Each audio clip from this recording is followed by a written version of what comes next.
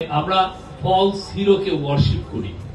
আমাদের জার্নালিস্টদের মধ্যেও আমরা ফলস হিরো খুঁজি, যে ইনি ওনার উপরে সমস্ত ফুল দিয়ে বর্ষণ করি।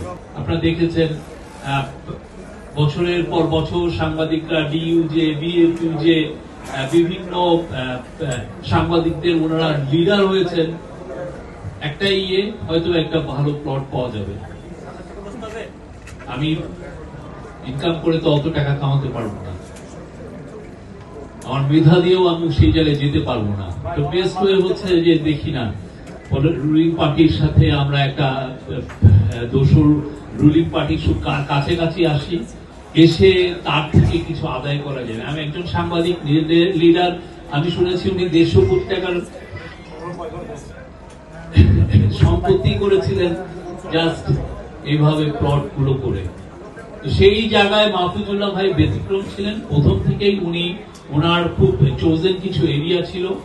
উনি প্রথমত তো কমিউনিস্ট, উনি আমি বলবো যে উনি কোল্ড ওয়ারের একটা সন্তান। এই কোল্ড ওয়ারটা ওনাকে শেপ করেছে। সেখান থেকে উনি বেরিয়ে এসে বাংলাদেশের পলিটিক্সকে উনি নির্মোহভাবে বিশ্লেষণ করেছেন। ওনার খালেদা জিয়ার উপর যে বইটা, ওনার লাস্ট যেটা বইটা, একটা মাস্টারফুল ওয়ার্ক।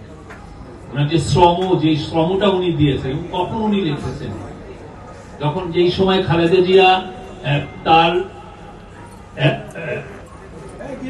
তার যে কোর্টের যে উনি বক্তব্য, সেটা ছাপার কারণে যাদেরকে যে সময় লোকজনকে অ্যারেস্ট করা হয়েছে, বিএনপির অ্যাক্টিভিস্টদেরকে অ্যারেস্ট করা হয়েছে, উনি খালেদা জিয়ার জীবনী সেই সময় লিখেছেন, ইংলিশে লিখেছেন। এবং উনি সেই সময় যে প্রেডিকশন করেছেন যে উনি আরো স্ট্রঙ্গার হয়ে ফিরে আসবেন খালেদা জিয়া, সেটাও হয়েছে।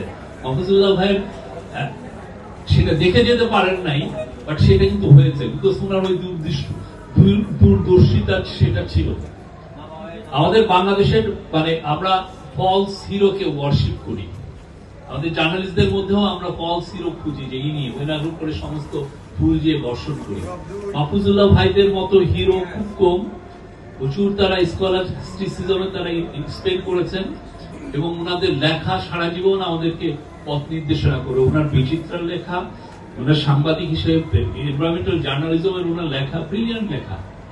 এবং ওনার যেগুলো টক শোতে যেগুলো আমরা এখনো পাই, ওনার আর্গুমেন্ট, যেভাবে উনি আর্গুমেন্ট পেশ করা, যে কোনো ইয়াং সাংবাদিকের জন্য হি ওয়াজ এ লাইক বিকন, সবার জন্য।